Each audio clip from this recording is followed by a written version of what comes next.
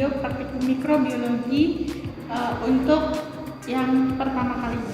Nah, pada video praktikum kali ini saya akan menjelaskan tentang bagaimana cara kita untuk membersihkan alat-alat yang akan kita gunakan, terutama alat-alat yang baru dan juga alat-alat yang sudah kita pakai. Nah, untuk alat-alat yang baru ya, seperti misalnya di sini ada cawan Petri ya teman-teman. Cawan Petri, nah atau Petri dish. Ini biasanya digunakan untuk mengkultur mikroorganisme. Nah, ini dalam kondisi baru ya. Ini sudah dicuci sebelumnya. Namun untuk menghilangkan lemak ataupun juga untuk alat ini atau cawan ini lebih bersih lagi, maka kita akan mentreatment terlebih dahulu cawan Petri ini supaya lebih bersih. Yaitu dengan cara merendam cawan Petri ini ke dalam larutan Baiklin. Jadi di sini ada larutan Baiklin ya. Cukup dituangkan sedikit saja, setengah tutup botol atau satu tutup botol. Lalu kemudian kita masukkan cawan Petri yang akan kita rendam. Nah, biasanya untuk perendamannya dilakukan selama 48 jam dengan tujuan untuk membersihkan cawan Petri dari kotoran ataupun juga lemak atau lipida ya. Nah, ini contohnya ya teman-teman, jika kita ingin melihat cawan Petri ini ada bekas lemaknya, jadi ada putih-putihnya gitu ya. Nah, untuk menghilangkannya kita bisa rendam dengan larutan Baiklin atau dengan HCl. Nah, begitu juga sama dengan tabung reaksi ya. Kita bisa melakukan perendaman di larutan Baiklin ini.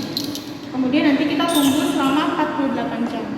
Ini untuk alat yang baru. Nah, berikutnya untuk alat yang sudah kita gunakan ya teman-teman.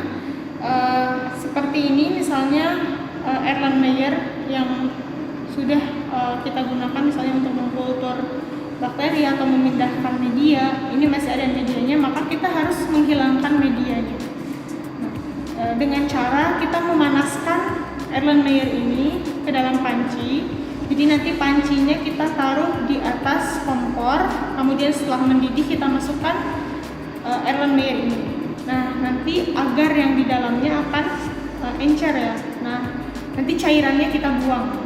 Nah, perlu teman-teman catat bahwa untuk membuang cairan media itu tidak boleh di wastafel, karena bisa menyebabkan wastafel tersebut menjadi tersumbat.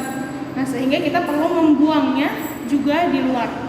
Dan yang menjadi catatan adalah teman-teman saat misalnya teman-teman ingin mencuci cawan Petri yang masih ada kultur mikrobanya, misalnya di sini ada misalnya kultur mikrobanya di dalam ya, masih ada cawannya, masih ada bakterinya gitu ya.